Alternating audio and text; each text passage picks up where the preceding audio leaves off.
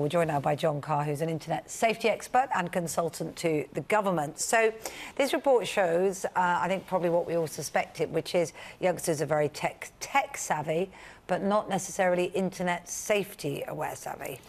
Knowledge is not the same as wisdom. No. That's the fundamental point. So a lot of kids can go online, they can do all kinds of stuff, be completely unaware of the risks that they're facing. But I mean, you know, the internet is still fundamentally a great thing for kids. This is not an anti-internet story. This is a pro-safety story, saying use it by all means, but know how the risks occur and how to avoid them, basically. All right. Well, how do the risks occur and how do we help the youngsters avoid them? Well, I mean, the key thing, and one of the things that this report's focusing on is, you know, kids posting too much information, posting stuff about themselves, their friends, their families that they really shouldn't.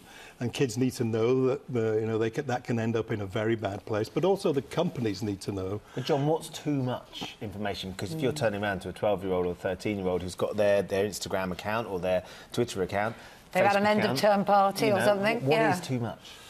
It varies from case to case, obviously, but the fundamental point is that kids have to know that if they tell stuff about what's going on at home or what's happening with their friends, and certainly if they start posting pictures of it, that some of the consequences of it can be very, very tricky. So it's just like a conversation that you would have about non-internet stuff, about how kids talk about their lives and their families and what's going on. One of the things I like about this report is the idea that that anyone under 18 should be allowed to delete what they've put on social media up till that age, because I think that there's unquestionably the fear that you post things at 12, 13, 14, 15, 16, and then when you turn 18 and you start trying to get into the world of work, some of the things you look back on, we've seen big cases already, you look back on and they're things that can go against you professionally. Oh yeah, and employment agencies freely acknowledge that they trawl the internet looking for any information that they can find about somebody who's a potential candidate for a job.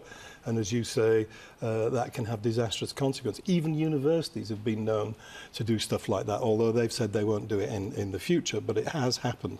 So this is another example of how kids need to know that what they might say today could come back to haunt them in the future. Is that feasible, that they could do that? We could create a facility whereby all of that history, internet history, could be deleted? Well, the truth is, at the moment, most of the big companies that we'll have heard of, like Facebook and so on, they will already do that. Yeah. It might take a little while to get through to them, but they will do it. The worry is that there's lots and lots of other smaller social networking sites who won't. Even if you ask them, they might say that they'll do it, but the tests have been done to show that actually the information hasn't been deleted. It's still there, it's still searchable, it's still findable. Very interesting. It'd be good if everyone could have that, never mind the under 18s, Indeed. wouldn't it? Yeah.